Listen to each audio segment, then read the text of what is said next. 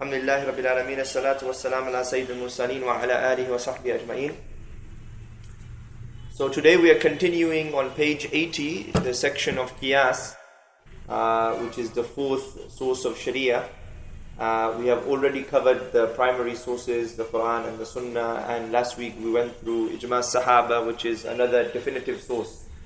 Now the subject of Qiyas, we're going to go through. It was probably, to you, will be the most unfamiliar subject, because obviously as Muslims, normally people hear about the discussions of Quran and of Sunnah and of such matters, but the subject of Qiyas, i.e. analogy, is something which is often not discussed in much detail, and people don't generally have so much understanding of it. So it's necessary we go through it, and that's why in the book we have spent some time explaining it in some detail rather than just generally discussing it, because also today this subject is confused. People have a confused understanding regarding it. For example, they think that they can just make analogy from the mind. So you find it's a very common thing. People just use logical arguments in order to justify things in the Sharia. Or they will make comparisons. So they will say, oh look, Rasul Sallallahu himself at his time, Abu Talib was his guardian and his protector in Mecca, and Abu Talib was a non-Muslim. So today we can take alliance with America in the Muslim lands. Because see, he was a non-Muslim, they are non-Muslims, he was the Prophet's protector, we can take America as a protector. So this type of what we call so-called Qiyas, which is not Qiyas anyway, but let's say this type of logic is sometimes justified in the name of Islam. And this is a very big danger today, which we find a sort of disease that people are undertaking. They use analogies. You may hear another analogy which is very common. They will say, look, we can compromise in implementing Islam. Why? Because Rasul Sallallahu compromised in the Treaty of Hudaybiyah. It's a very famous example people use. See, peace with Israel is allowed. To have peace over Kashmir is allowed. Why? Because Sulh Hudaybiyah, the Treaty of Hudaybiyah. But the issue here is that we need to understand, when we go into the subject of Qiyas, analogy and taking parallels, what people are trying to do, taking one, sometimes people talk about it as a precedent, but it's not necessarily a precedent, but taking a parallel has rules to it. It is not just something which you can take one comparison and then make up something else, okay? For example, one of the basic rules is that any Qiyas cannot contradict established law. Okay, something which is an analogy cannot contradict something which is qat'i in the deen.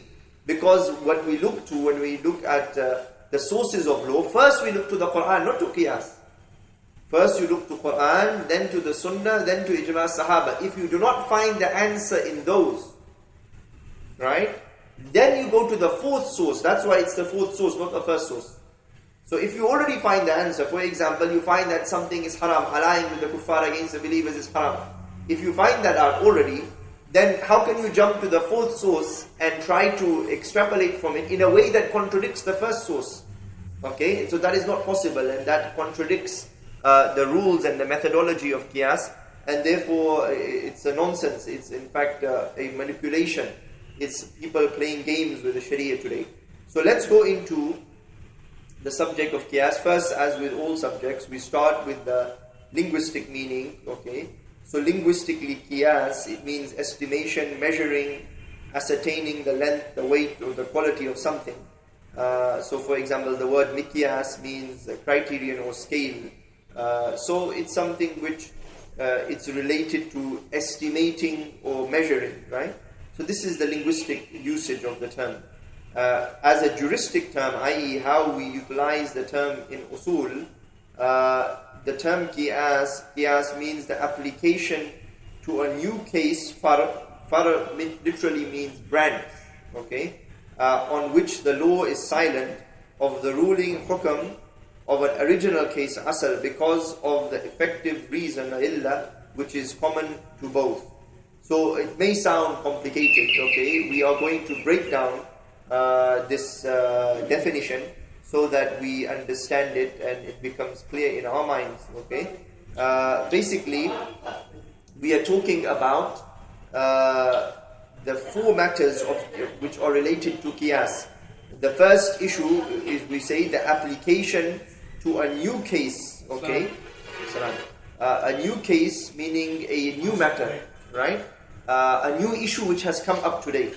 And what we are doing is that we are looking at the Quran and Sunnah, Ijma' Sahaba, and if these things are not directly, okay, they have not directly answered that issue, then what you do, you look at that new matter, and then you look at an old matter, okay, which is mentioned in the text. But because there is a link, okay, what we call an illah, a legal reason, or sometimes known as an effective cause, okay, or legal reason which links the old matter to the new matter, then we can extract, it shows us the rule for the new matter, okay. Now we're going to give many examples, so it makes it very clear, this subject becomes very clear. A simple example we give, a very simple example, just to make it something apparent in our mind, is the example, the ayah from Surah Jum'ah, what Allah Azza wa Jal tells us when it's the call for Jum'ah is sounded, okay, فَاسْعُوا إِلَى ذِكْرِ اللَّهِ, okay, and hasten to the remembrance of Allah and leave all worldly commerce. This is for your own good, if you but knew it. And when the prayer is ended, disperse freely on the earth. Okay. Now, this ayah, the example used in the ayah, okay, example used is leave your trade, leave your commerce. When the call for Jum'ah, meaning the adhan is made, okay, leave trading. Right? Isn't it? It talks about trade only in the ayah. So the example given in the ayah is trade. But what about other issues? Somebody may say, okay, I'm not trading, but at the time of Jum'ah, I'm exercising. Okay, at the time of Jum'ah, I'm reading, I'm watching TV, I'm doing this or that. Okay? Obviously, the ayah here, it's giving the example of the trade, but that's only an example. It is linked to the reason, and this is the subject of Qiyas. It is linked to what we know as the illah, the reason that is distracting you from the salah. That is the reason here. So the reason of the prohibition of the issue of trade, okay, at the time of Jummah is because it will distract you from the salah. You will not go and pray if you are trading at the time of Jummah. So therefore, we don't restrict ourselves to the example mentioned in the text. We can apply it on other examples. This is what we call Qiyas. Right? So we can take any other example today. We can say reading, exercising, whatever, and we can talk about the issue of Qiyas, analogy, and apply it, okay? Even though, because somebody may say, no, but we refer to the Quran, this is in the Quran. Yes, but in the Quran, the example given is trade. Other examples are not given. So if we wanted to literally stick to the text of the Quran here, then we would just be sticking to the example of trade and not applying to any other example, right? So, maybe brothers, if you sit there together, you can share the book, it's better, yeah? Put the book in the middle. Fine. So, we start off with a very simple example of Qiyas. Now, before going into the details of Qiyas, we need to understand what is the dalil, what is the evidence, okay, that Qiyas is a source of Sharia. So some people may argue that, oh no, you are inventing something. In Islam, we only have Quran and Sunnah, and maybe because we have understood so far, Ijma' Sahaba also, they may say, no, Qiyas, this type of analogy or process of analogy you're talking about, it is not there and it is not established by evidence, okay? However, this is false. Let us explain that Qiyas is a qat'i source of Sharia, although people debate the terminology. Right? So let us understand something. There are some people that don't like the word Qiyas because Qiyas implies analogy, so implies the mind. So there are two branches in Islam or schools of thought who don't like the term Qiyas. There are the Zahiris, the literalists, okay, they don't like the term Qiyas. So they will say, no, it's ijtihad. They use the term ijtihad, but they don't like, because they say Qiyas is from the mind. And the Shia also, they don't like the term Qiyas. However, none of them, because it's a definitive thing, the evidence for Qiyas is those definitive ayat which are definite in text and in meaning, which contain an illah, which contain a reason. So if Allah Azza wa Jalla has given a reason for a law in the text, He intends us to follow the reason of the law, not the example in the ayah. We'll give an example later on, for example, about steeds of war. Okay? Allah Azza wa Jalla told us, وَعِدُّ لَهُمْ مَسْتَطَعْتُم مِّن قُوَّةٍ, and prepare for them as much as you can of power and steeds of war, so that, in order that you strike fear into the hearts of the enemy. Okay? Those enemies of Allah which you see, and those enemies which are, they are something which are apparent. Okay? And those which are hidden. So now, when we are talking about the issue of this ayah, let's think about it. In the ayah, Allah says, prepare for them steeds. Steeds means horses. The example Allah has given, prepare for them horses, okay, in order to strike fear into the hearts of the enemy. Now today, if we were to literally follow the ayah and prepare horses in jihad, we would be sinful. Because we'll be disobeying the command of Allah. Allah is telling us so that you strike fear. So fear is the illah. So for us to make qiyas is fard here. Isn't it? Because Allah intends us not to follow the example, to follow the reason which He is giving related to the example. So He's saying so that you strike fear into the hearts of the enemy which are seen to you and those which you do not see. So here it means nuclear weapons, it means missiles and all those things. Right? So in a war we are obliged, and this is extracted from qiyas. So the definitive evidence for qiyas is from the Quran itself. All those ayat which have a definitive illah, have a definitive reason. Another example, we're going to go into it later on, just to make it clear to you. Allah, for example, ordered Rasulullah ﷺ to distribute the spoils of war to the muhajirin and not the ansar.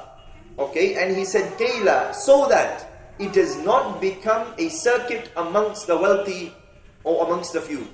Okay, so here Allah has given a reason for that rule, that distribute the spoils of war, because the Ansar, the people of Medina, already have money. So don't distribute it to them, distribute to Muhajirin, they have nothing. So that it doesn't become a circulation only amongst the few. So He's given a reason for the law here, isn't it? So here, when Allah has given us reasons in the text, that itself is the evidence for qiyas. That itself is the definitive evidence. Because we're going to go into further evidences, but these evidences which are from the ahadith, somebody may argue, but they're khabar ahad. We have already studied. They are not qat'i. Okay, they are sahih, but they are not qat'i. They are khabar ahad narrations. They are not definitive in transmission. Therefore, they cannot be a definitive source. How can you establish a definitive source upon a speculative evidence? Right? That's why first we come to saying it from the definite evidence. Then we go into the speculative evidences which just elaborate the concept of qiyas. Yeah. Yes, you had a question. Yeah, but I had maybe. But we cannot go into the past. This session is continuing, so it assumes a certain level of knowledge. You have to read up on the previous sections. I will briefly mention it. I'm not going to go into details. Khabar ahad, simply there are two types of hadith. There are hadith which are mutawatir, meaning they are narrated in a similar way to the Quran, i.e. they are definite. So they are narrated from so many sahaba to so many of the tabi'in to so many of the tabi'in that it is inconceivable for them to be an error or mistake or a lie in that. Okay, khabar ahad is any other narration other than that. So a narration may be sahih, but it may be khabar ahad. So it's something which is authentic, or it is something sound or acceptable as an evidence, but it is not definite. It's not absolute. It's not like the absolute evidence like Quran or definitive narrations, right? So meaning somebody could argue, if there is a hadith which is khabar ahad, like the hadith we're going to quote, they can say, well, these are not even definite in transmission. Okay, so how can you use it as a definite source of Sharia, to make qiyas a definite source of Sharia? This is the point I'm talking about here. So now let's go into, we do have hadith. Of course, once we have established the primary discussion that it's in the qat'i sources already, then we can go into these ahadith. There is a famous narration when Rasulullah ﷺ sent Abu Musa al-Ashari and Mu'adh to Yemen. There are actually two variations of this hadith. One of them mentions the term ijtihad, one of them talks about the process of qiyas. So the Prophet said, what will you judge with? They replied, if we do not find the rule in the book or the sunnah, we will compare an unknown issue to the known issue and we will apply it. So here they are describing the process of Qiyas. We will look at a unknown issue, meaning a new matter, look at an old matter, and then make an analogy between them. Okay, so this is the description of Qiyas. In another hadith, which is similar, it says in the end, we will make ijtihad. Okay, so both of them are valid, yes. But this itself, the incidents of narration of Mu'adh in Jabal, yes. Is it mutawatir? No.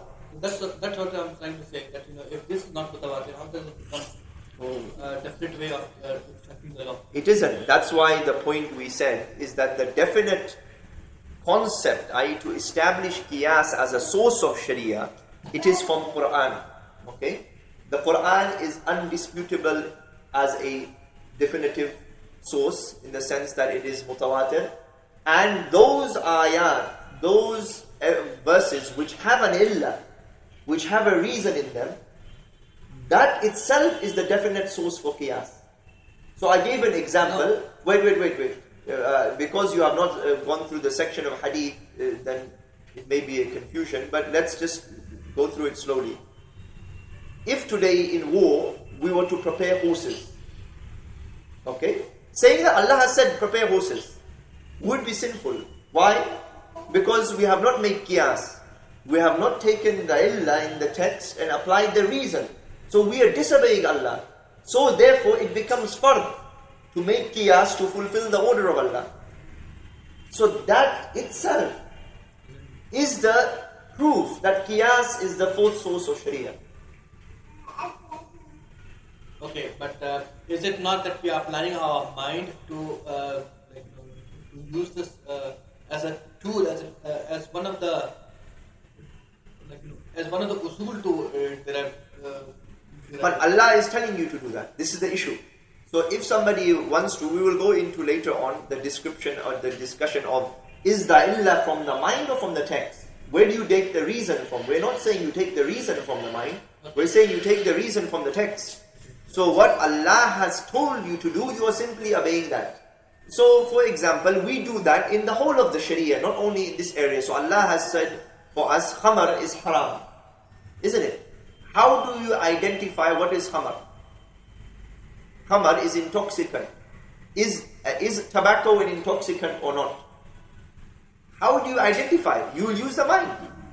It doesn't mean you are using the mind as a source of Sharia. You are using the mind to understand and apply the Sharia. Yeah. So this we have to be careful. Some people, it's true that they become confused. They say, "Oh, you're using the mind." No, we're simply using the mind. Allah tells you pray towards Qibla. How do you find the Qibla? You use the mind. You get a compass. You find the Qibla. It doesn't mean that you are inventing the source. It's the mind. No, the mind is just as a tool to apply the ahkam. Yeah. So this is the issue. Right, so this hadith, it's just that the power has gone, so it's reset. This hadith, when we talk about the hadith of Mu'adh, it's simply an example which we can use as a supplementary evidence, okay? Not as the root evidence. We can use any hadith, because once we've established the concept as definite, then you can use any hadith to actually further explain and elaborate that concept, because the hadith are authentic, these hadith which we are quoting, and therefore these are available to us just to further elaborate the concept, okay? Because the concept is already definite. The concept is already something which we have established in a definite way, right? Okay. So the next hadith, we give a whole section here of various narrations which indicate that Rasulullah he taught the Sahaba the concept of Qiyas, okay?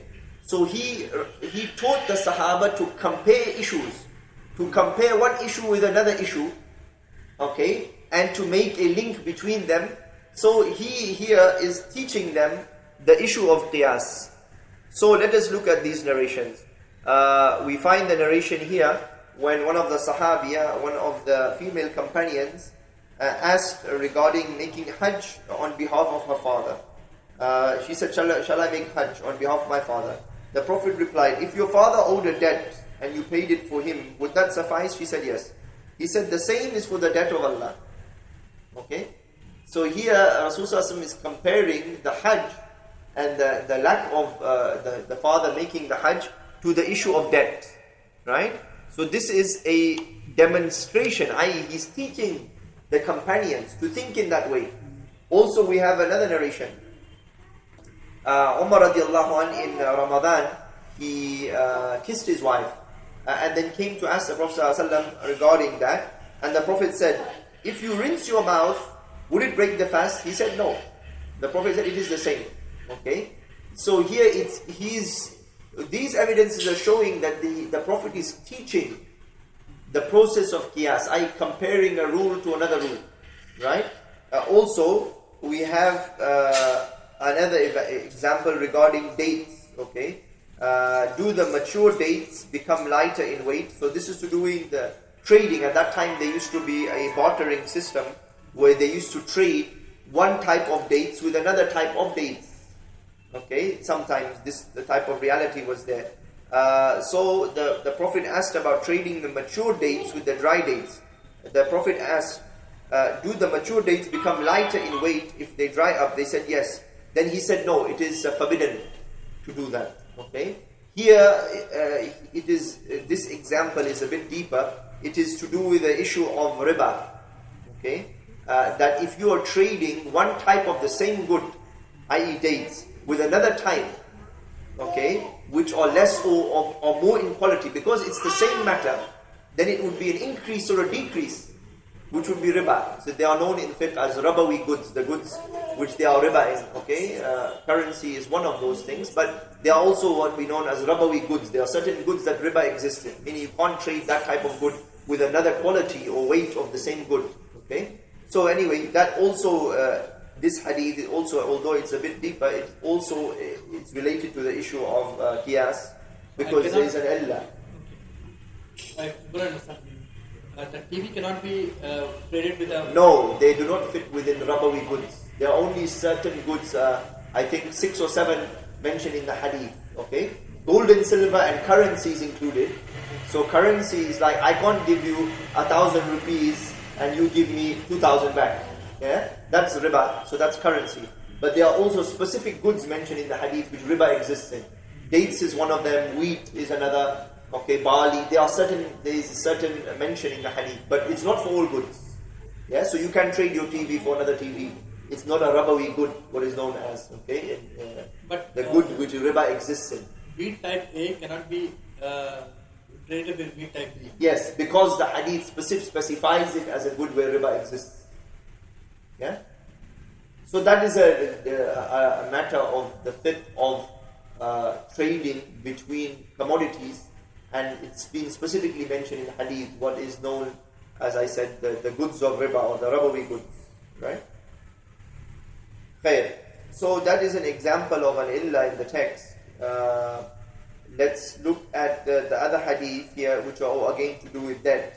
A woman asked the Prophet, my mother died owing a vow to fast, meaning she had made a qasam to fast, and he said, if your mother owed a debt, would you pay it back for her? Would it settle it? Yes. Then he replied, then fast for your mother. Okay. So again here the Prophet is giving a comparison between the fasting and the debt. Okay. Also it's a very similar example here about Hajj. We have mentioned it already, right? So now these are some of the evidences which are, let's say, a supplement to the issue of Qiyas. Now, on top of that, just as our method in establishing anything, we give multiple evidence, not only one evidence to establish something, right?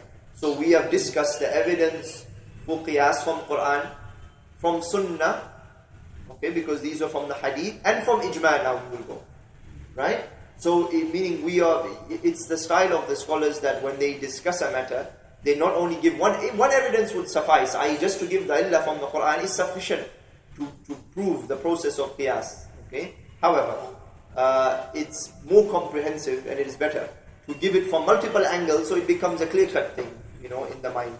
So we have the proofs from the Sunnah also, and even if these hadith are not mutawatir, it doesn't matter, because as we mentioned before, when it comes to a'mal, when it comes to action, it is mutawatir as a concept to follow the khabar ahad. Okay, so the Prophet sent 12 people as messengers to the rulers. The Prophet sent Mu'adh as an individual to rule and teach the people ahkam. He sent individuals, and that concept is mutawatir. So to follow the khabar ahad narrations as a source of sharia is a concept which is definitive anyway, right? That is to do with a'mal, to do with action. So that is irrelevant whether these narrations are khabar ahad or not. Yes. Some people, they may argue that, look, if a narration is sahih but it is khabar ahad, then therefore we reject following those things and looking at those things. But to do that would be a rejection of a concept which is mutawatir. Okay, and therefore it would be a rejection of Islam, because you're rejecting something definite. The Prophet sent individuals to teach people the deen, yes or no? Yes. So that means to learn the actions of the deen and to learn the deen from individual narration, as long as it is sound, is acceptable and must be followed. Okay, and to reject that would be rejecting something definite. You see, if people scrutinize and debate upon a particular narration, fair enough. If they have an argument, or we think this narration is da'if, it is weak, or this narration is not strong, or it contradicts this other one, fair enough. They're not rejecting the issue of khabar ahad as a part of the sunnah, as a part of the source of sharia. But to reject it as a part of the source of sharia is a rejection of the sunnah. Okay, so we discussed and established that last week, the week before last already. So here we're giving some other examples of qiyas. Now, not from the Sunnah, we're going to give examples from the Ijma of the Sahaba, which makes, it is good for us because we can also understand qiyas more by looking at the examples. So here there was a debate which started at the time of Abu Bakr as-Siddiq regarding inheritance. Okay, so Abu Bakr gave inheritance to the maternal grandmother and not to the paternal one. Okay, based upon what is literally mentioned in the text, Abu Bakr gave it to one side and not to the other side. So some of the Ansar debated with him, the people of Medina, the companions of Medina. They said, you have given inheritance to a woman, the paternal grandmother, from a dead person, i.e. the grandson, who if she were the dead person, he would not inherit from her. On the other hand, you left out a woman, the paternal grandmother, who if she died, this person will inherit from her. So give them 1/6 of the inheritance.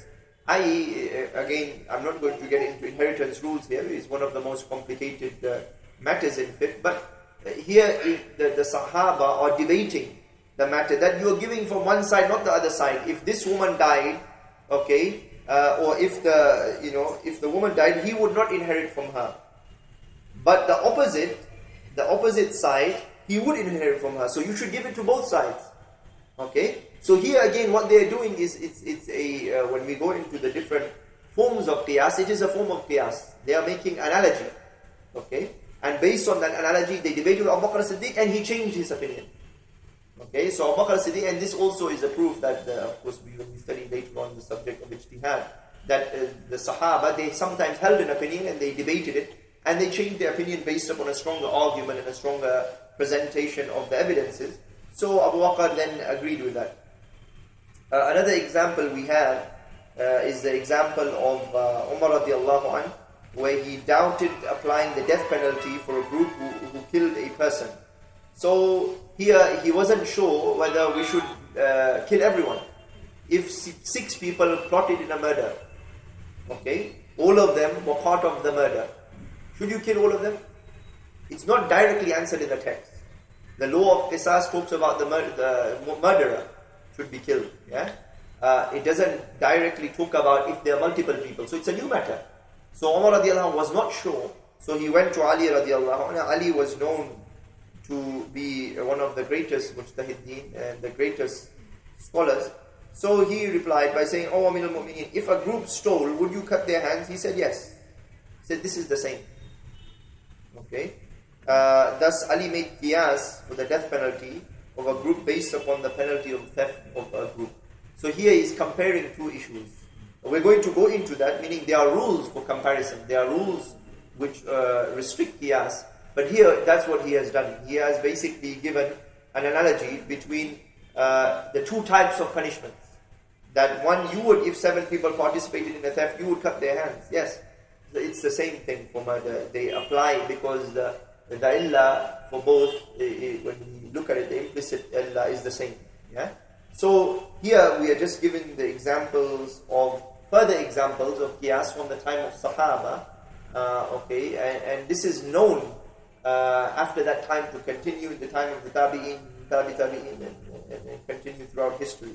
So qiyas is a source of Sharia. Okay. Now we're going to go into more depth about how does qiyas work, what is the process of qiyas, and I'm going to again mention that qiyas is not something which is a comparison from the mind. Oh, that looks similar, that looks similar. Yes, okay, it's the same. It's not it's not like that. There are rules relating to it.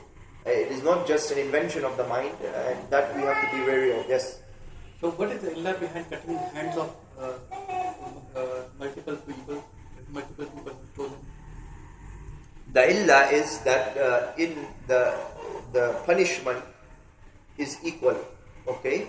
We'll go into it later on. It is an implicit form of illah. I.e., first of all, in uqubat, in punishments and transactions, you can find the illah. Okay. And it's some of them are explicit, sarahatan, what we call mean, directly mentioned in the text. Some of them are implicitly extracted. Yeah. So this is our implicit form. So we will go into it. We will not tackle it now because it is something a bit more deeper to understand it. We'll tackle it when it comes. It comes later on in the book, in the section of the types of illah. So, until now, what we have to just grasp is the definition of qiyas and why qiyas is a source of sharia. That's so far what we have discussed. Okay, we have not gone into much depth about the process of qiyas and anything else. Okay, any questions?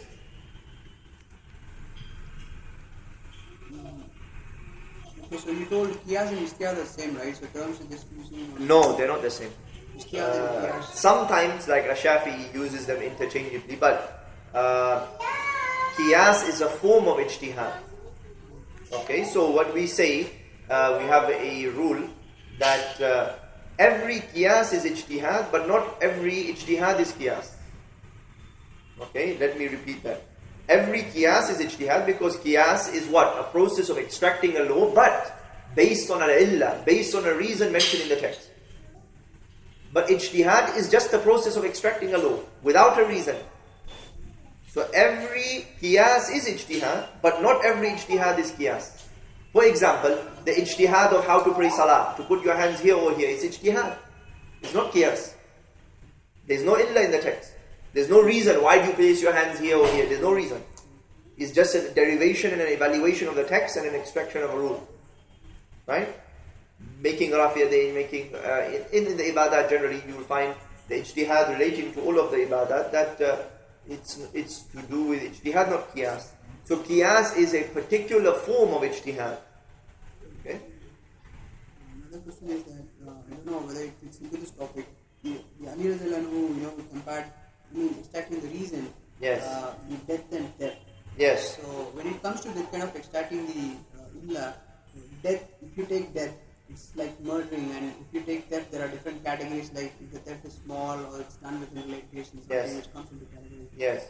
So, but he's talking about the theft where the hand is cut. So he's comparing one hudud, had, okay, which is the cutting of the hand, with another law which is mentioned in the Quran, the law of qisas, the law of murder. Okay, so he's comparing two established rules, and he's saying that the evaluation would be the same, okay, in both, right? So he's not talking about those ta'zir. He's not talking about ta'zir where the punishment is less, i.e., where you put them in prison or something like that. He's not talking about those types of theft. He's talking about the had, the hudud of theft.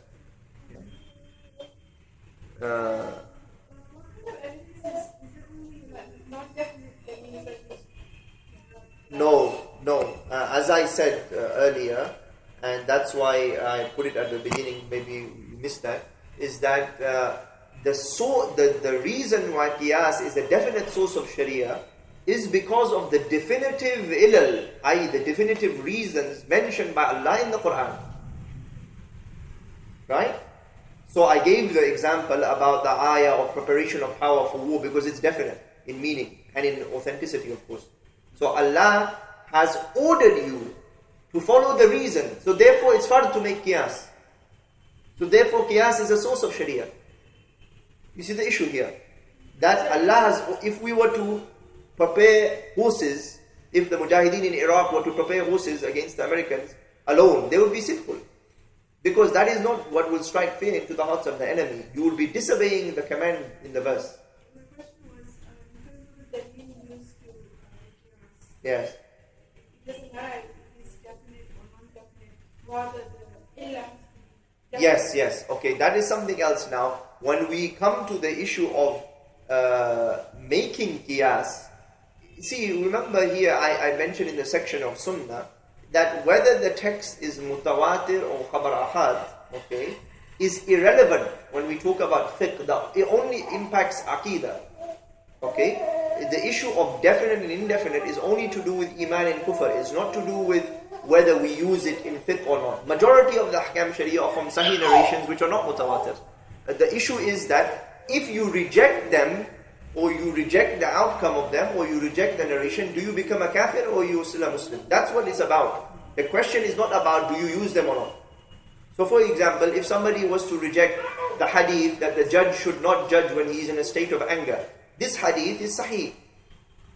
So this hadith, or it's acceptable, we use it, it gives us an illah, that the whatever befogs the mind, we will discuss it. That we make qiyas on, the judge should not judge, not only when he is angry, but also when he is upset, also when he is stressed, also when he is tired, also when he needs to go to the toilet. Because there is an illah which is implicit here in the text. So this hadith is khabar ahad. It's irrelevant. We never look at what is mutawatir and what is khabar ahad when we talk about extracting rules. We only look at it when it's to do with iman and kufr. So if somebody rejects this hadith, then we will say, what is his status? Is he a kafir or is he a fasiq? Then we'll say he's a fasiq because he's rejecting an authentic text which is fisq. Okay? Sometimes it can be that one Yes.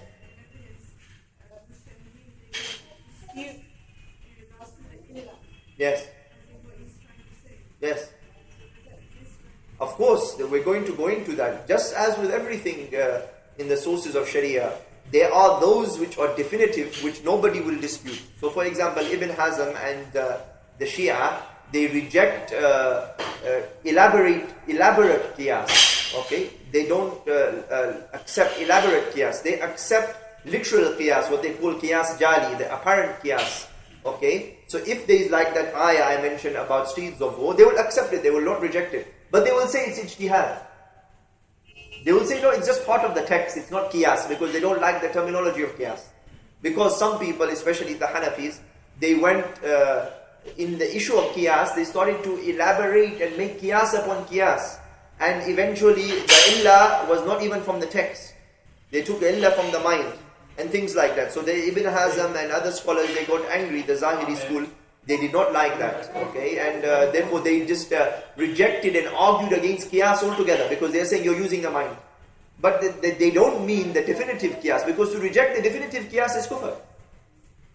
To reject the definitive illah in the text is disbelief, because you're rejecting the ayat. So they never reject, they just call it something else. They will just say, no, it's part of the nas, it's part of the text, or something like that. Yeah? So where do you draw the line when it comes to qiyas, so that we don't go to extreme? We'll come to the subject later. We will go into a discussion of where can we accept the illah from. Is the illah from the mind? Is the illah from tradition and history? Is the illah, from something else? Or is the illah only from the text? We will come to that. That the illah acceptable is really only from the text. Okay, we should not accept the illah which is from anything else. So when you have a method, Muslim uses other than these four sources. I will tackle the question when we come to it. We are getting ahead of ourselves. No, we're just going to say, Yes. does he use his qiyas to understand this other source? For example, ijma of the ummah, No. The other sources, the speculative sources, not only Abu Hanifa, Shafi'i accepts ijma of the ummah also. Ijma is from hadith. So they use hadith. We're going to study it later on, okay, that my ummah will never agree upon dalala, my ummah will never agree upon misguidance. We go into it later. They use other texts to establish other sources of law. Abu Hanifa uses Qiyas for one of those sources, which is called istihsan. Okay, we'll study it. I'm not going to go into it. It is basically a different form of Qiyas. Istihsan is a form of Qiyas where there is no illa present. So he uses that as a concept to further go into that. But the other sources, no. Yeah. Now maybe I think I should put a context, otherwise some of us may get lost. Although we are studying Usul, as I said earlier, we should study it practically. So what is the use of all these things? People say, oh, you're just discussing things theoretically. Well, it's not. It allows us to differentiate between what is valid and what is invalid today.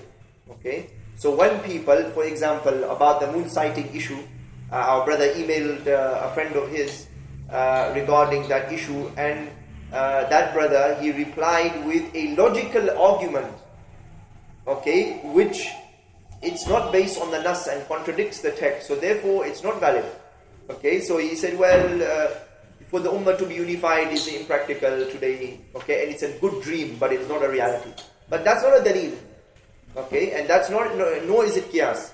So we should be careful here. Some people, especially the modernist camp today, the modernists, they use the term qiyas and they use the term ijtihad and misuse that and utilize those terms to justify the unjustifiable.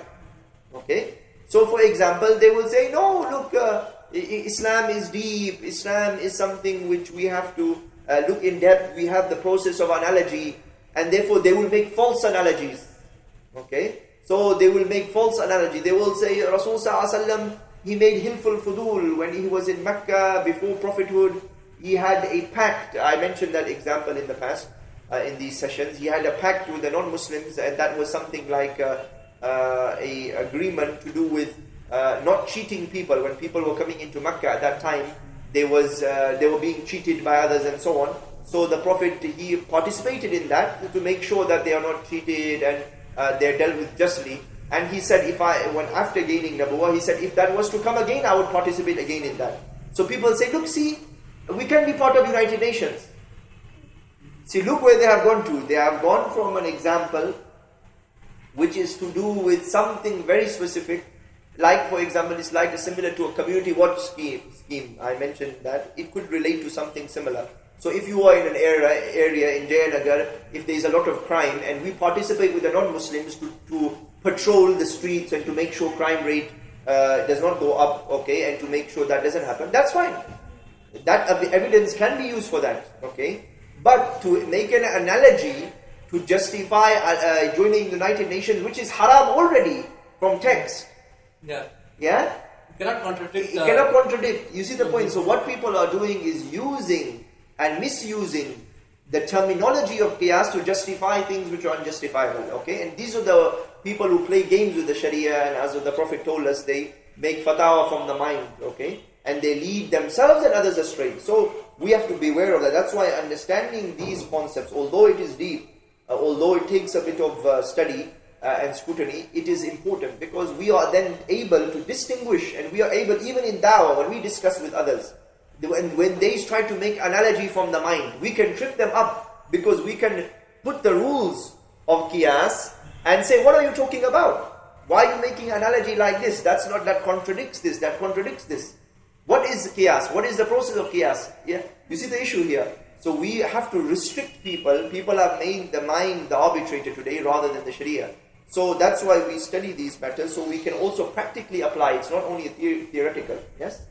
The meat which is not slaughtered in the name of Allah, yes, is not halal for us. Similarly, the sweet which is acted as prasad is not halal for us. Is it? No, that is not qiyas. That is based on text. Rasul Sallallahu Alaihi Wasallam said, whoever imitates a people is one of them. The meaning of imitating is imitating in their religion. Okay? So anything to do with their religious practices, to do with their religious rites, such as their marriage, such as their janaza, and such as their religious festivals and the food in those festivals, that's where the scholars, they use those texts to say it's haram. Because there's existing text. You don't go to Qiyas when there's already text. Okay? So in the ritual observance of somebody else's religion, there's already hadith. So you don't go to Qiyas anyway. Yeah? But can it be used as a Qiyas at Not really. We have to look at if there is an illah. We'd have to scrutinize. But it's theoretical because it's already answered. We'd have to look, if there is an effective cause, then there are 4 types of Qiyas we'll go into later. If it matches one of them, then it may be possible. But normally in foodstuffs, there is no Qiyas anyway. Okay, so in foodstuffs, it's not there. Any other questions on why Qiyas is a source of Sharia? Why is, and what we have covered so far, before we go into the process and the forms of Qiyas. Okay. We'll carry on then. Page 85. The process of Qiyas. Now, what we are doing is breaking down the process of Qiyas into 4 pillars. Okay, there are 4 pillars of Qiyas. The first is the asal. Asal means in Arabic, it means the root. The asal, even in Urdu, I think, asli, okay, the root of the matter or the foundation of the matter. So, in the context of Qiyas, asal of something means the old matter. Okay, the original situation, the original matter, let's say it like that. The far is the new matter or the branch.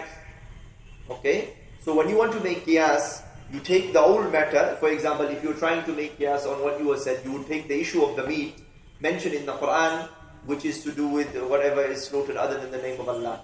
Then you would take the new matter, which is the prasad, and then you will look for the hukm and the illah. Okay? You look, is there an illah? If there isn't, then there is no Qiyas. If there is, if there is a shared reason between the two, then it's possible to extract a hukm and extract a rule from the old matter. The hukm of the old matter would apply to the new matter. Right? So this is, in brief, the process of Qiyas. We give an example, so it makes it clear. We give a simple, the clear example about this ayah, about and وَإِذُوا لَهُمْ مَسْتَطَعْتُم مِّن قُوَّةٍ وَمِن رِبَاطِ الْخَيْلِ تُرْهِبُونَ بِهِ عَدُوَّ اللَّهِ وَعَدُوَّكُمْ, and make ready against them all you can of power, including horses, to threaten the enemy of Allah. And the ayah continues, and those enemies which you do not see. Okay, so the hukm here in the verse is the preparation, is a fard. Okay, so the hukm is that fard, preparation of something.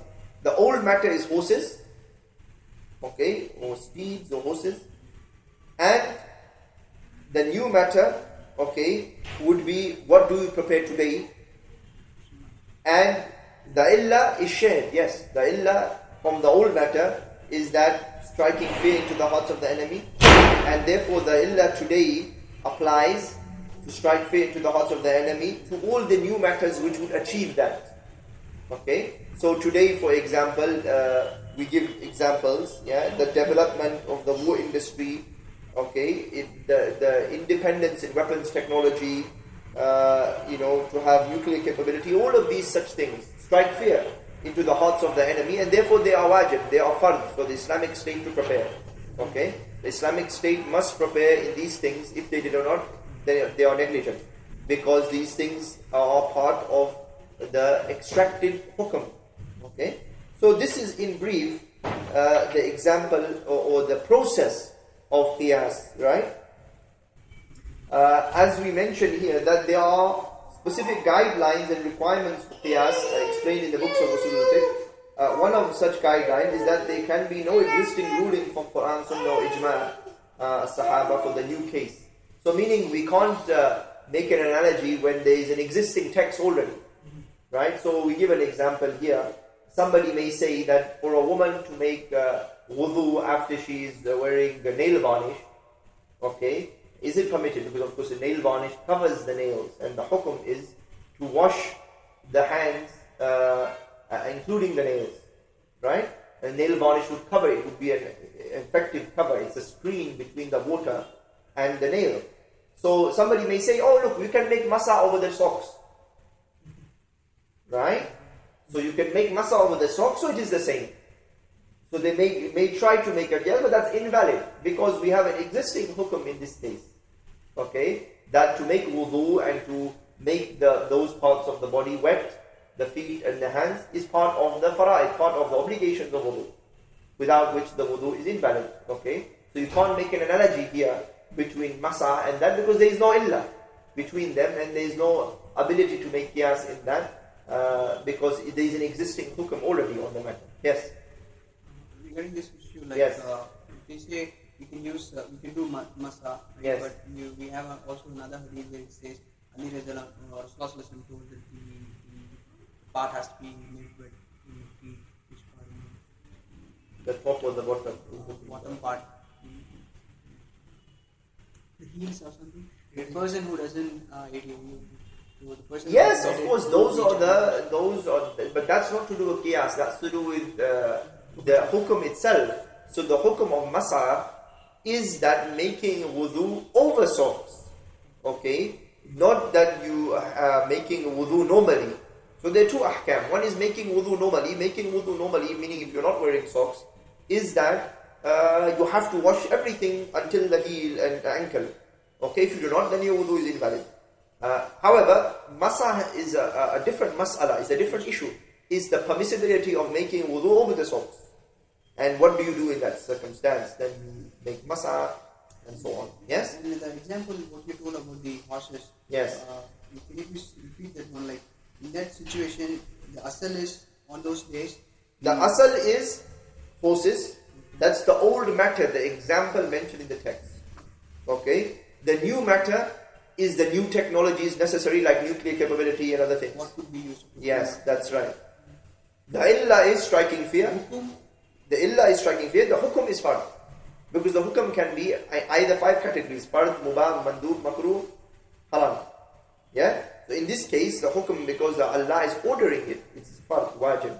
And you must, basically, Allah is ordering the Muslims to do that. So it's the hukum in this case is fard. The hukum can be, in other examples, mubah.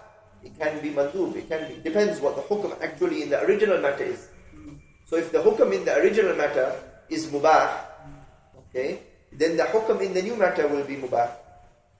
Okay, so that's what we have to look at. Yeah? If the hukum in the original matter is haram, then the hukum in the new matter will be haram.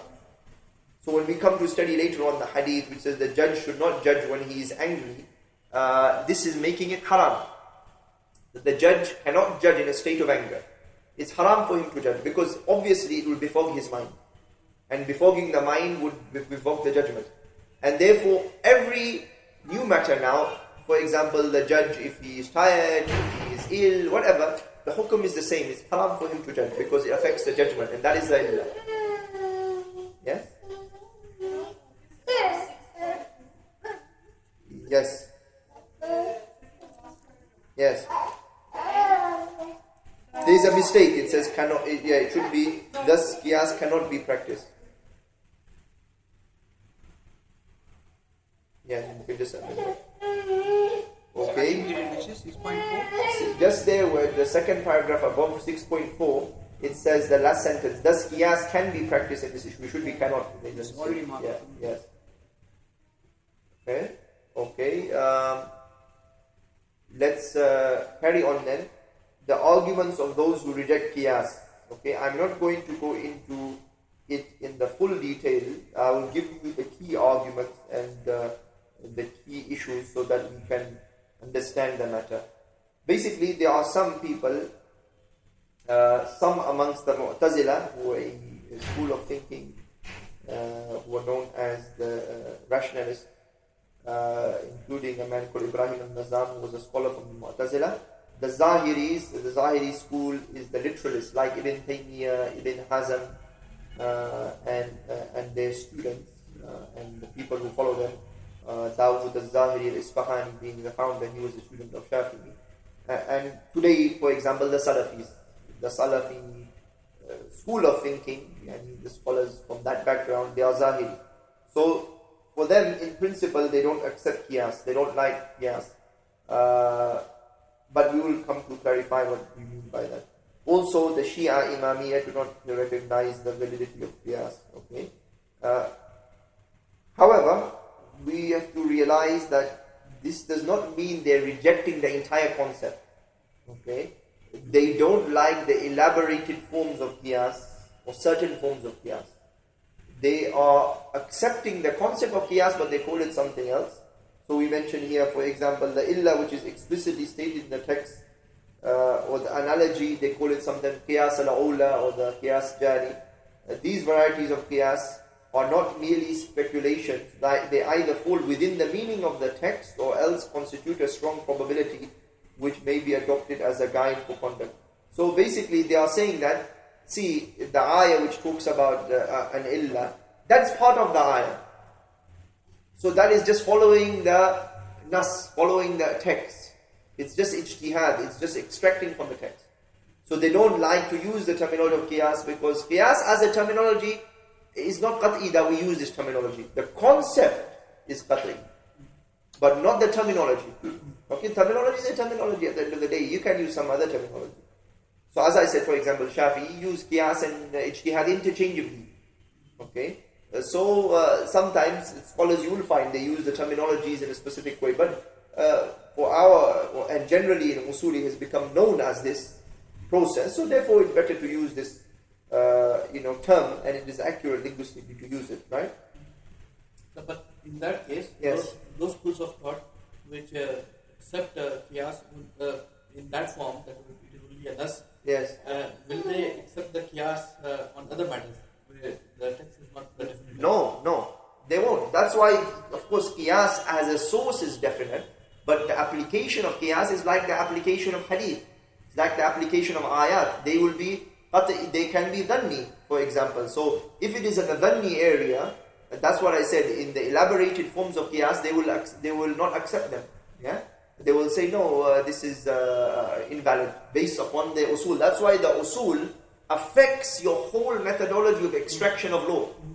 So if your principle is that you don't accept the elaborated forms, for example, the Zahiris only accept the mantuk, i.e. the literal meanings, i.e. the literal mentioning of the illah. They don't accept the mafhum, they don't accept the meaning, the implicit meaning of an illah. Okay? So they would restrict. For example, I will use the example, the text I've already mentioned rather than going into new ones. The hadith which says the judge should not judge in a state of anger. They will say, yeah, this hadith means the judge should not judge in a state of anger. That's it. Doesn't mean anything else. There is no illah, because it's just literal. Whatever is literally mentioned, that's it. Yeah? For example, we'll go into later on, the Prophet ﷺ said the saliva of the domesticated cat, it is not najas. It is not najasa. So they will say, that's it. The saliva of the domesticated cat is not. But in that there is an illah, it's implicit. We will go into it later. Okay? That the reason the Prophet has mentioned domesticated, there is an illah implicitly involved in that. That the one which is wild, it eats from any food outside. The one it is domesticated, it eats from your food. And therefore its saliva is not najas. Whereas the saliva which is from outside, with the one who is eating from anything, it can be najas. You see the issue here.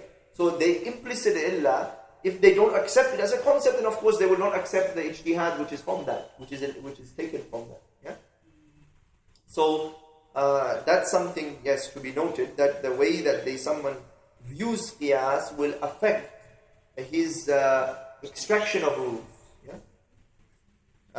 Now, probably the most articulate or the most outspoken against qiyas in history is a scholar known as Ibn Hazm al-Andalusi. Okay, Ibn Hazm was from the Zahiri school. He was from Andalus, from Spain, and he argued against qiyas in a lot of detail. In his book, what is referred to as Al-Ihkam.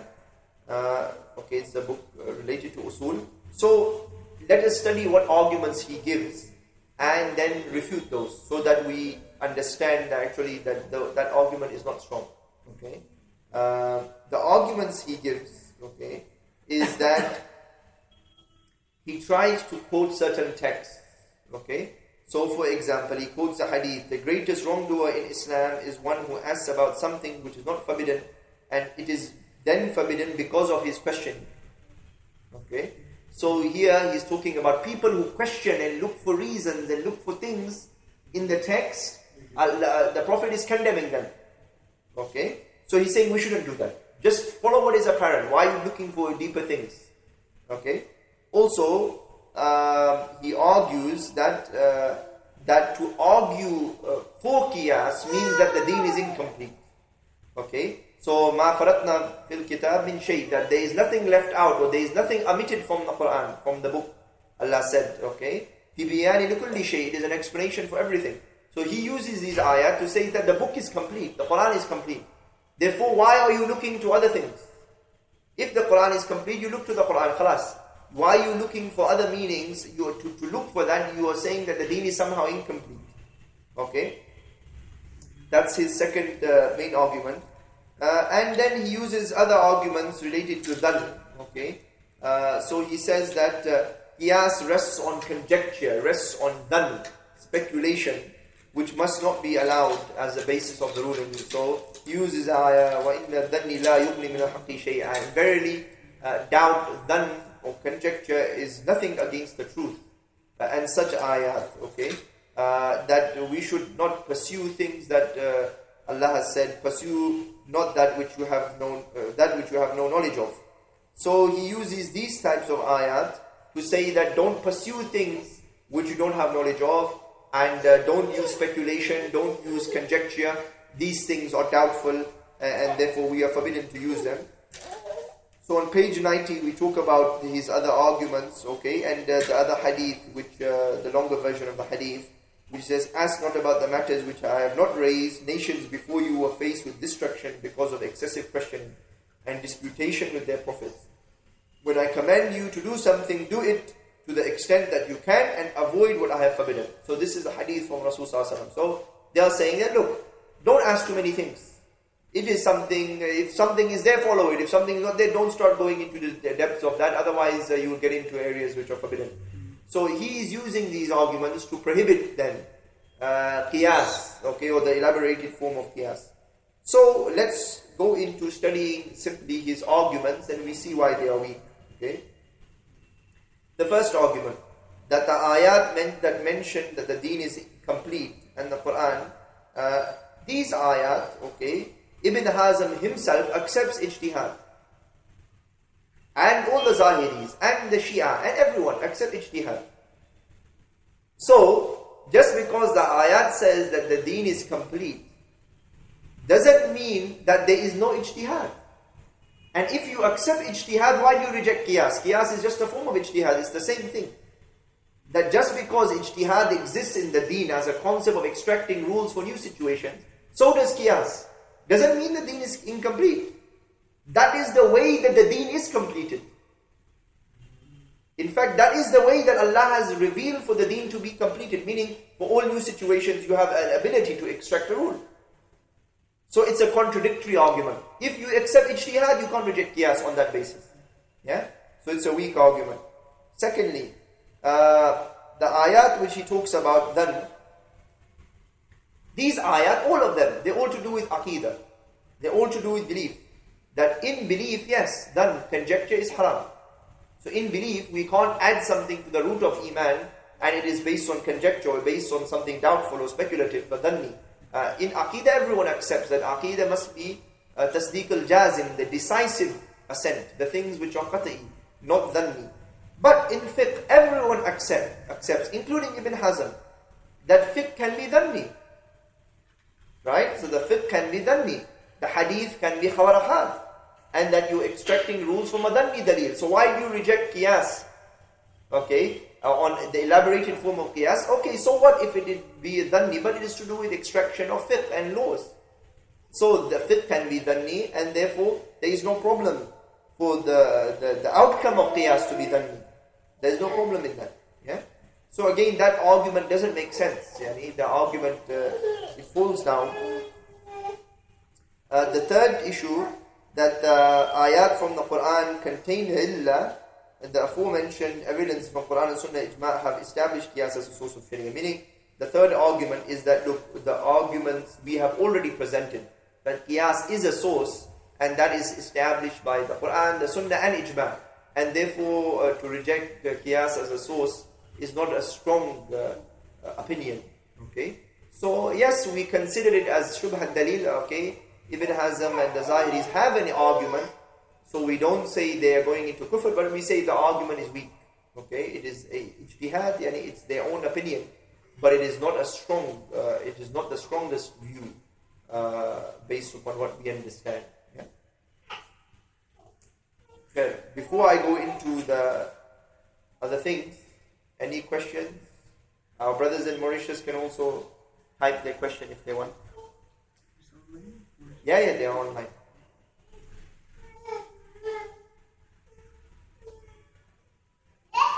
Okay. Yes. So is it because of the improper extraction of ruling or due to the rejection of qiyas? The scholars in Saudi are making improper decisions based on rulings or something. Is it because of that? No. The scholars in Saudi today, or the ones which are government scholars, they are not even making ijtihad. They are giving fatwa which are contradictory to the qat'i matters based upon benefit or based upon pleasing the ruler. So that's nothing to do with ijtihad. They contradict their own madhab. For example, according to Ibn Taymiyyah, the rulers of Saudi are kuffar. According to Ibn Kathir, they are kuffar. According to Tabari, they are kuffar. Why? Because وَمَنْ لَمْ يَحْكُمْ بِمَا أَنزَلَ اللَّهُ فَأُولَٰئِكَ هُمُ الْكَافِرُونَ. Ibn Taymiyyah and Ibn Hazm and all the literalists say whoever rules by other than what Allah has revealed, they are kafir straight away by doing that. But the rulers of Saudi Arabia, they have al-shaykh, they have all these scholars giving fatwa justifying their presence. So they contradict their own madhab. That's why within the Salafiyah, within that Zahiri school, there has been a split. You have the Salafis who are pro-Saudiya, then the Salafis who are jihadi Salafis, who are actual Salafis. They're following their madhab.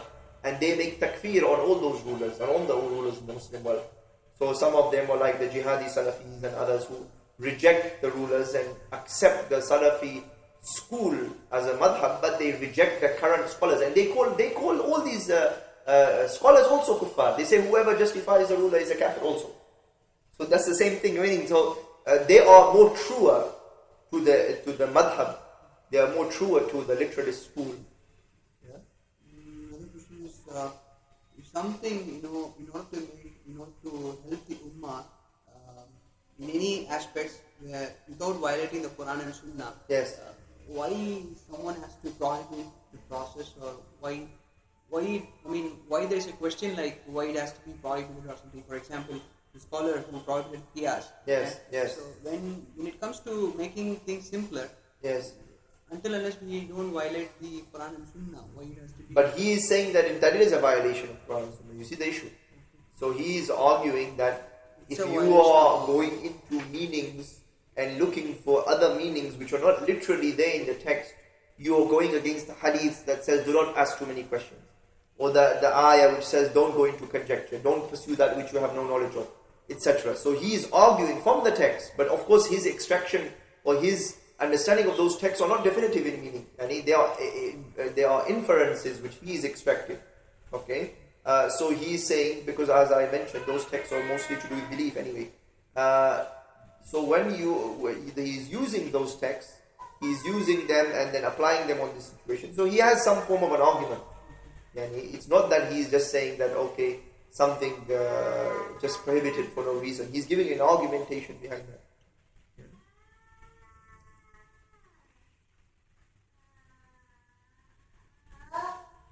Okay, any other questions?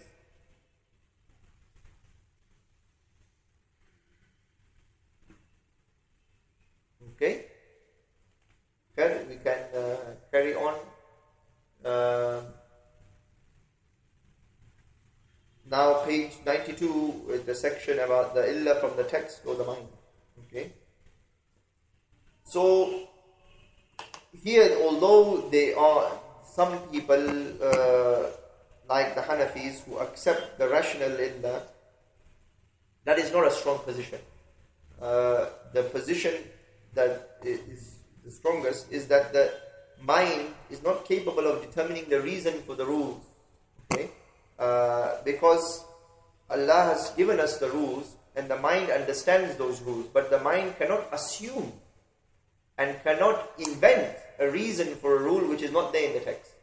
Okay? Unless Allah has given the reason or implied the reason, we cannot invent the reason. Yeah, so for example, pork is haram. We can't say, why is it haram? It's haram because it's dirty. People have invented that today. That is not the reason in the text. It's haram because it's haram. That's it. There is no illah in that text. Khamr is haram. Why? There is no reason. In fact, there is a hadith which says, Khamr is forbidden for itself. It's forbidden just for itself. There is no reason in that. Riba is haram. Why? There is no reason. The khimar for the woman is wajib. Why? There is no reason. The salah of maghrib is 3 rak'ah. Why? Not 4. Why? There is no reason. So now in all of these examples, there is no illah in the text. Now if you accept the possibility of illah from the mind, you get into a dangerous ground. Okay? Because what you will start to do is that you start to put a reason from, first of all, you are innovating. You are making a reason which is not in the text. Secondly, the hukum revolves with the illah. When the illah is present, the hukum is present. When the illah is absent, the hukum is absent. For example, if the reason for why pork is haram is that it is dirty, if there was a clean pork, then it would be halal. The hukum is related to the illah, isn't it? Just like we talked about who, isn't it? So now, if the reason for praying salah that is good for your physical exercise, so now we have the let's say, rationalists today, unfortunately, when they debate with non-Muslims, because they're trying to defend the Sharia, but they are not usuli. They're not referring to the principles. In order to make Islam sound good to the non-Muslims, they start inventing 101 reasons for everything. And that is a bid'ah, and that is an innovation. And that's something we have to be careful of, because now we are inventing things. Why can you marry more than once? Oh, because there are more women in the world than men. That is not the reason, that is the consequence. True, yes, that if you, it's true that there are more women in the world than men, so what? That is a consequence, yes, by applying the Sharia, that resolves many problems. The women who are husbands have died and they are widowers, etc., they can get married again. Yes, these are consequences, but they're not the reason. Why is it allowed? It's because Allah has said, there is no illah. It's not that Allah has legislated the reason, but He has not mentioned the reason.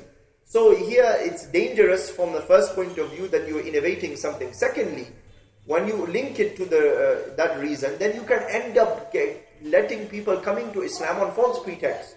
If somebody thinks, oh, salah is very good for the back, then they discover yoga, okay, and other things. They say, oh, I'm already making yoga, I don't need to make salah. My back is already good, I don't need to pray. You see the thing, yani, you end up then abandoning the Sharia.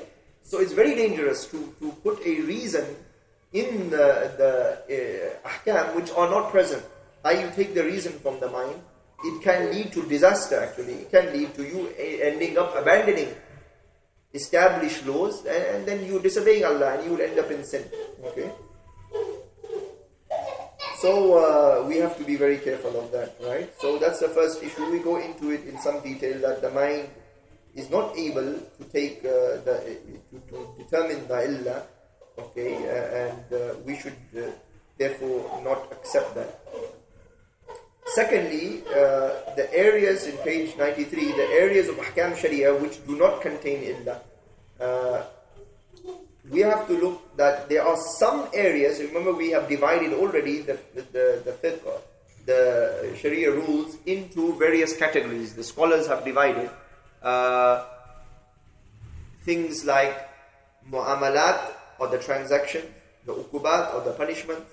Okay, so the scholars divided the ahkam sharia into various categories. At the beginning, when we started, we divided that there are three relationships man has. Man has a relationship directly with Allah, which is known as the ibadah, the worships, and the aqaid, the beliefs.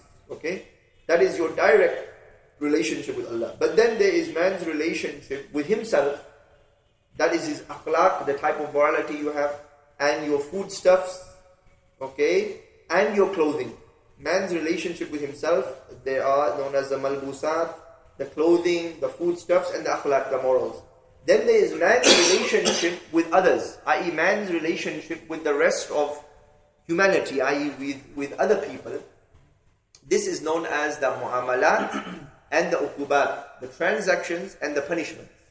Okay, so we are studying now in which areas does an illah or can an illah exist. Okay, which areas? Can illah exist in ibadah? Can it exist in akhlaq? Can it exist in foodstuffs, in clothing? There are two reasons, okay, or two arguments which we're going to go into, that illah in the root, in the asal of ibadah, in the root of clothing and of foodstuffs and of akhlaq does not exist. Okay? You will not find illah in those areas. Right? Why? Why don't we find it? There are two main reasons. Number one, when we scrutinize all those texts, we don't find the illah in the root of those matters. First. Secondly, if we think about it, all these areas, i.e. your relationship with Allah, let's take ibadah, they are not to do with achieving anything in reality. Okay? When you pray, it's a worship to Allah, it's a ritual. So it's not to do with achievement of something in real terms. Therefore, how can there be a reason other than worshipping Allah? There can be no reason about pray and you will achieve something good for your back. Because it's not to do with achieving anything for your back, it's to do with worshipping. Whereas in mu'amalat and uqubat, in transactions and punishments, the ahkam have been revealed to achieve something. Like the elimination of poverty, like the elimination of crime, like the, distribution of wealth. These are real things that need to be achieved, and therefore illah is possible. We can see why it is possible in these areas. You get the point? In foodstuffs, there is no matter of achievement. It's simply halal and haram. Akhlaq, the same thing, morals. There is no matter of achievement. When you do a moral, you do it for the sake that Allah has mentioned it. You don't do it for its own sake, or we're going to go into, for the sake of benefit. You don't smile at someone because it benefits you. You smile because it is something good and you will achieve ajr for that and so on. Isn't it? It's not that you are smiling for him to give you a present. Because that is benefit, that will corrupt the morals, and that is nifaq, that is hypocrisy. Okay? So, the issue is that we find that only in these two areas, in the root of these areas, in mu'amalat, i.e. in transactions, and in uqubat, in punishments, these are the areas where we find illah existing, and therefore qiyas applies. In the roots of ibadah and so on, we don't find illah. However, in the branches, we may find it if it is to do with achievement of results. For example, jihad is ibadah, but the branches of jihad, like preparation of power, it's to do with achieving something. But the asal of jihad, the root of why do you fight? You fight for the sake of Allah. You don't fight for your own benefit. So the root of jihad, there is no illah. But in the branches, like preparing power, Allah has told you to strike fear because you want to win the war. So here now, there can be possibility of illah existing. Okay? Similarly, for example, in the root of zakah, why do you pay zakah? You pay because it is for the sake of Allah. It's ibadah, 2.5%, that's it. But in the branches of zakah, for example, like the categories of zakah, mu'allafat al-qulubuhum, one of the categories of zakah is those whose hearts have not been reconciled, or hearts have been to reconcile the hearts, meaning new Muslims. Okay, that is the type of illah, yani. That the new Muslims, if they have been Muslim for a certain time, you will have to evaluate. Are their hearts reconciled or not? Okay, so it's to do with a branch of zakah. So there is a possibility of illah existing in these matters. So in the what is to grasp here is that in the roots of these areas there is no illah, and therefore there is no qiyas. But in the branches there may be if there is a result. In the wider area in fiqh, i.e. mu'amalat, uqubat, you will find the majority of the discussion of qiyas exists in those areas. Yes? Regarding ibadah, yes. salah, yes. Does it come into branches? I just want to ask, like, if we do ibadah to please Allah so that we get Jannah and yes. Akhirah, right? Yes. So does it come into illah, or does it come into branches of illah? No, it's root. That's root, of course. You're doing, that's why, that's the whole argument, that Why do you do ibadah? It's only to please Allah. Therefore, there is no illah in those subjects. You're not doing it to achieve this or that. Yeah? It's nothing to do with reality. It's to do with rituals. Isn't it? But why do you distribute the spoils of war? Why do you distribute wealth in society? It's as a worship to Allah, but also to eliminate poverty, which Allah has ordered you to do. So now there is to do with achievement. Why do you prepare for power? To win a war and to strike fear. So this is to do with achievement. Okay? Why do you cut the hand of the thief? It's to do with achievement. Cut it to eliminate crime, to stop issues, to solve problems. Can you see? So in mu'amalat, in uqubat, illa can exist. Doesn't mean it has to exist. We still have to find it in the text. It can exist. That's what we're saying. Yeah, it can exist. Maybe open the door now. It's quite warm. Yes.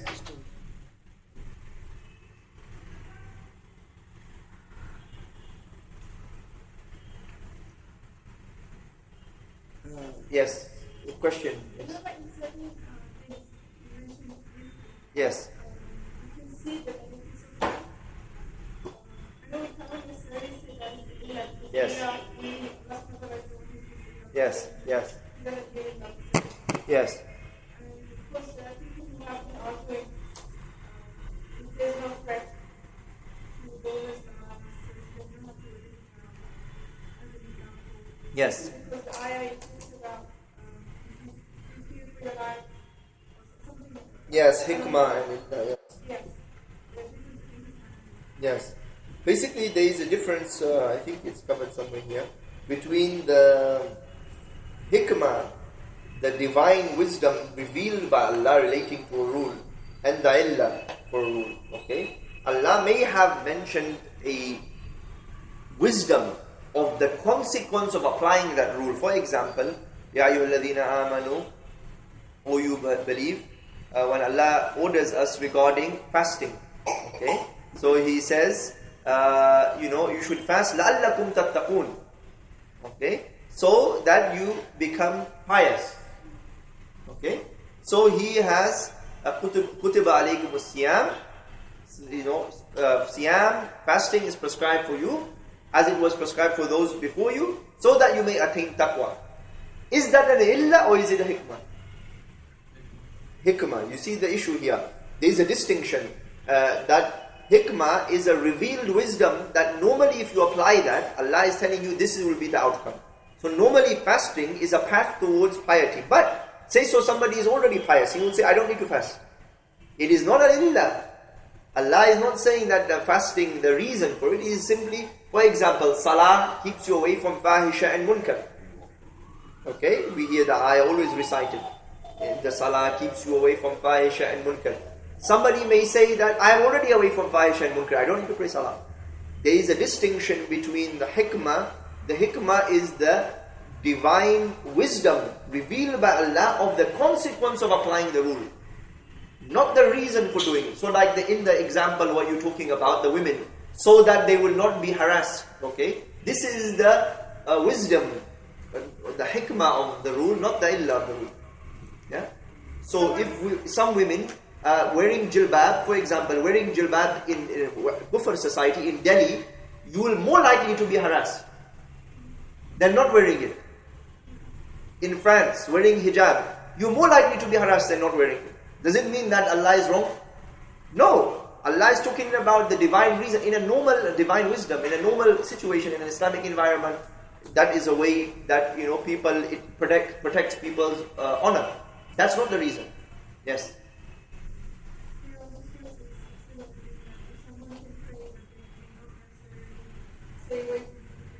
Yeah, exactly. It's not consequential, i.e. these are normal, the norms of things, if they're applied properly, but it's not the reason. And that's why for people to confuse between the hikmah and the illah, it's a very grave danger. It leads to the abandonment of the sharia. Because you can take the wisdom for all the things and take them as reasons, and then end up abandoning all the rules. Like as you said, people say, oh, modesty is the illah for or not being harassed is the illah for wearing it. Also, I'm not going to wear it. That's disobeying Allah now. and going against clear-cut rules in the text. Fahisha and munkar. Okay, I'm already away from. I don't need to pray. So how do you differentiate illa and hikmah? Good question. There is a few issues related to it. One is to do with the language. Okay, so the language, if it is the scholars, for example, we go into it later on, have mentioned certain terms in the Arabic itself which indicate the reason for something. Like, for example, the term min ajal. Okay, that the Prophet ﷺ said about something makes something a private place. Okay, indeed, permission has been made obligatory because the translation, but in Arabic it says min ajal, because of the sight. Okay, so here it's an illa, the language itself. Okay, certain people, the scholars have in the books of Usul have gone into many terminologies in Arabic which could indicate illa. Min ajal, okay, things like they use the other ayah which talks about kayla, okay, so that, kayla, so that. Okay, so they talk about the linguistics. That's one aspect. The other aspect is to see the essence of the matter. I.e., is the matter to do with ibadah? For example, the ayah kutiba alaykum siyam kama kutiba alal ladhina min qablikum la'allakum tattaqun. This ayah is clearly nothing to do with illa. Allah is telling you fasting is prescribed for you. Kutiba, it's written for you, khalas. As it was prescribed to those before you. Okay? لَعَلَّكُمْ تَتَّقُونَ, so that you may gain taqwa. But here the ayah is not inferring that this is the reason for it, because it's already written. Okay, so it takes, that's why it takes someone who understands the language, who understands the principles of usul, to be able to tell definitively the distinction between the hikmah and the illa. So there is a kind of pattern in words. Yes, in the words, in the matter, in the context, in the issue, all of those things have to be looked at, okay, to make a distinction. That's why we talk about, that's why Qiyas is not the job of a layman. Qiyas is the job of the mujtahid. The normal imam of the mosque cannot make Qiyas from the mind. He is not a mujtahid. Qiyas is ijtihad. So therefore Qiyas is the job of the scholar, who understands the text, who understands the issue, who understands the matter, and then extracts the illa, because the illa must be extracted. If somebody cannot tell the distinction between the illa and the hikmah, he is not a mujtahid, khalas. End of story. How can he then make ijtihad? Because he cannot even tell the distinction. Okay? So that is needed. You need to be able to differentiate, and that is something which is not so simple. Yeah? Yes? How do present scholars discuss this? Yes. So it's already discussed in the books of Fiqh and Usul. They talk about the hikmah of the rules, the illah of the rules. It's a big. Remember, the subject of Usul-ul-Fiqh is a huge discipline in Islamic history. There are hundreds of books on the subject, and therefore, Shafi'i was the one who laid the foundations of that. But the scholars have elaborated and gone into a lot of details. For example, there are whole books on just Qiyas. Okay, just on Qiyas. That's it. So there are so many things like that. So we have to appreciate. Another thing regarding hukum and illa. Yes. If you take hukum, illa or hukum, Yes. is there a kind of relationship or proportionality? Like, for example, if there is a hukum, there should be a law. If there is an illa, it has to be preceded by an hukum.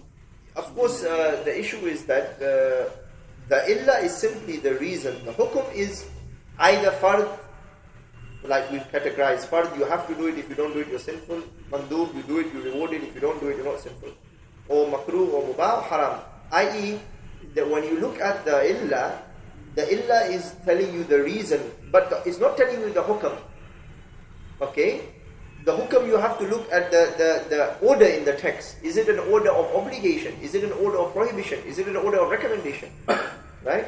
So there are two independent matters. Yes, they are interrelated, because once you look at the illa and extract for the new situation, you are extracting what? You're extracting the hukum. Isn't it? Yeah? So the verdict upon the old situation, upon the new situation will be the same. So if the old situation is something is haram, then in the new situation is also haram. If the old situation something is mubah, and the new situation is also mubah. You see the issue. So that is qiyas. Yeah.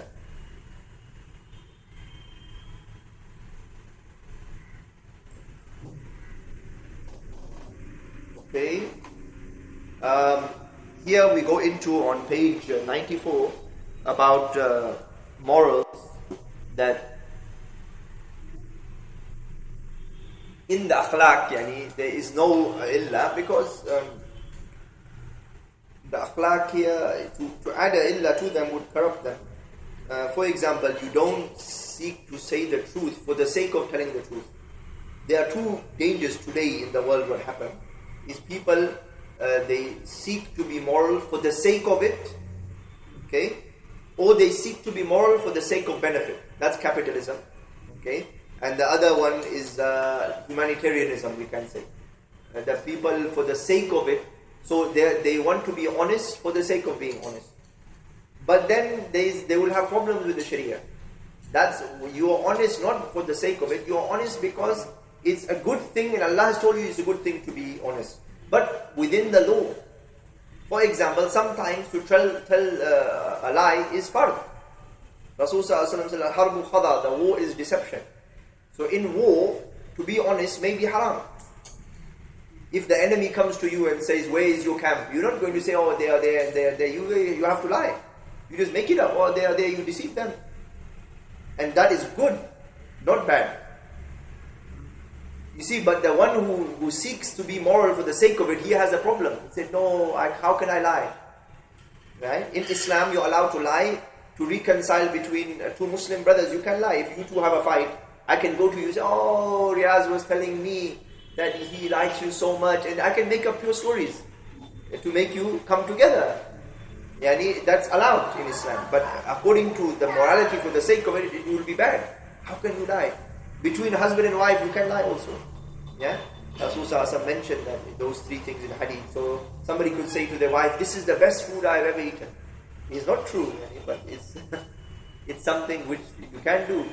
So these are things which there is no illa in yani. You don't seek to be moral for the sake of it, nor do you seek for the sake of benefit, because that would corrupt the morality. And in capitalist world, people, they give, like in marriages, in our marriages, unfortunately the parents and the relatives, they list everything. "Oh, Tehseen has given this. This brother's given, okay, so now when they get married, we will give them equal." This is haram. What are you doing? That you don't give according to that. You give from the heart. You don't give someone to receive.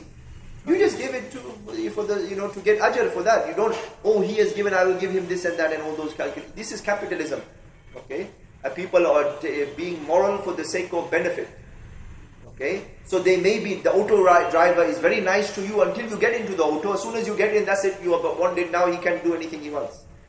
Right? This is corruption. So in morality, there is no, it contradicts the whole concept of morals in Islam. There is no humanitarianism, there is no capitalism.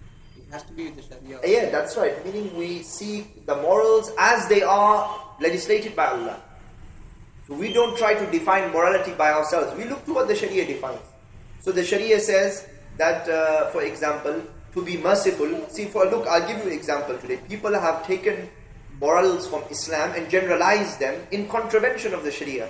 So they said Rasulullah was so nice to the kuffar. How can you talk about expelling America from the Muslim lands and calling people kuffar and talking about jihad? Well, Rasulullah was nice to individual kuffar as individuals, like his neighbors, like the relatives and the general society. But he was the harshest in war. Also, he ordered the Jews to be killed when they betrayed him. He ordered the non-Muslims, even if they were clinging to the cloth of the Kaaba, because they wrote things against him and they spread propaganda against Islam. He said, when he opened Makkah, he said, everyone is in peace except those people. And he said, kill them even if they cling to the cloth of the Kaaba. And one of those men who used to do things against the Prophet, he clung to the cloth of the Kaaba. Sahaba went and killed him. So you have to look at both sides of the picture, not only one side. The Sharia is the standard, not your own mind and your logic and extrapolation. So we have to be careful. There is no illa in these things. Okay, we have to follow the text as they are in these areas. What we call them, it's a good term to remember, they are tawqifiyya. Okay, they are applied as they are. They are known as the tawqifiyya rules, the rules that should be applied as they are, meaning there is no illa in them. They are the tawqifiyya rules, right?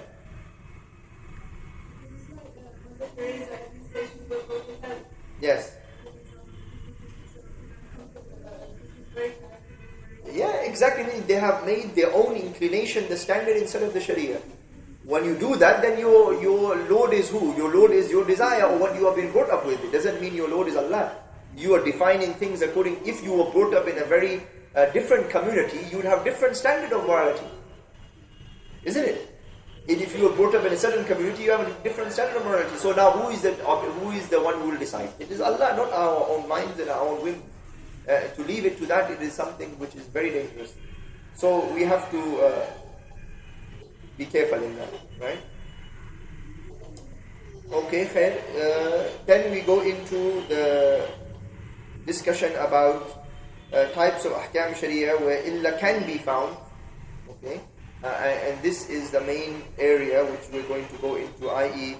the areas of illa and qiyas, and many examples of that. Okay, before we go into it, are there any questions on what we have said so far?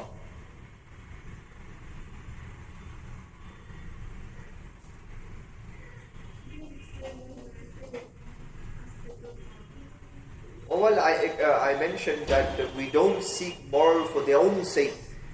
Yani you seek morals because they are good, but Allah has mentioned that they are good. And the bad morals, they are bad because Allah has mentioned they are bad. So it's not something that you seek for their own sake. Because to do that, I mentioned it earlier, that it would end up people being honest even when it's haram to be honest. And being humble even when it's haram to be humble. In the battlefield, can you be humble? Somebody's coming to fight you and you say, oh, I don't want to, I turn the other, be a Christian and turn the other cheek. That's haram. You have to fight him and fight them, strike fear into them. And in fact, in the battlefield, it's allowed to be arrogant or to act like arrogant. Not to really be arrogant, but to act like arrogant. So we know Abu Tajana was known as a red-banded warrior. He used to wear a red band before the war and take his sword and go and do demonstrations of war and all of that. And Rasulullah said, Allah dislikes this except in this circumstance. Meaning to show off. Normally, you don't show off, but in war, you show off to make people scared. Okay? You make the enemy scared. So, these are the things. We follow the Sharia as it is, not our own inclinations. Yeah? Okay? Shall we carry on? Okay, we carry on page 96.